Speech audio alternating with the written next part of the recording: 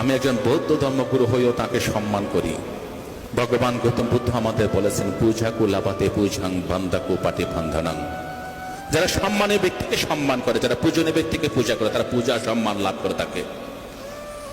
নবীজি কিরকম মানুষ ছিলেন আপনারা অনেকে জানেন। অনেকে মনে করেন যে নবীজি খুব কঠোর মানুষ ছিলেন। না, নবীজি হযরত মুহাম্মদ সাল্লাল্লাহু আলাইহি ওয়াসাল্লাম তিনি ছিলেন পয়গম্বর, মানুষের প্রতি অত্যন্ত দরদী। আপনারা জানেন সেই সময় ইহুদিদের সাথে যে মক্কা মদিনায় যে লড়াই চলছিল, ইহুদিরা ছিল আমাদের নবীজির প্রধান এবং প্রথম শত্রু।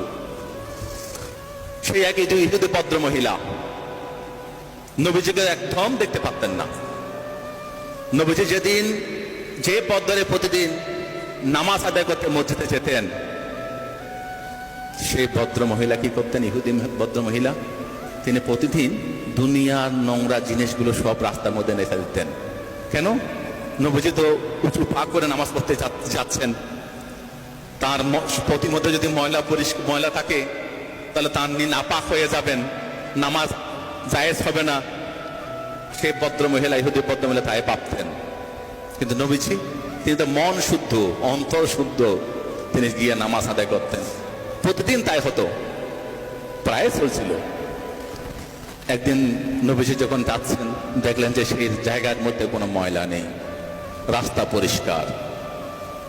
নবীজি ভাবলেন কি হলো, এই ভদ্র মহিলা কোথায় গেলেন, যিনি প্রতিদিন আমার নামাজে যাওয়ার পথে ময়লা ফেলতেন, কাদা ফেলতেন, নোংরা ফেলতেন। তিনি খবর নিলেন তিনি কোথায় থাকেন। চলে গেলেন সেই বৃদ্ধা বুড়ি মার কাছে, গিয়ে বললেন, দেখলেন যে তিনি বিছানায় শায়িত। নবীজি বলছেন, মা তুমি কি অসুস্থ? বলছে, হ্যাঁ বাবা, তুমি কে? বলছে, আমি সেই হযরত মুহাম্মদ, যিনি প্রতিদিন নামাজ আদায় করতে যাওয়ার সময় তুমি নাপাক করার জন্য ময়লা ফেলতে। আজকে আমি দেখলাম রাস্তার মধ্যে কোনো ময়লা নেই, কোনো কাদা নেই।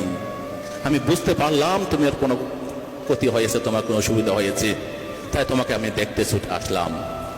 আমি আল্লাহর কাছে দোয়া করছি, মা তুমি সুস্থ হয়ে যাও, তুমি ভালো হয়ে যাও।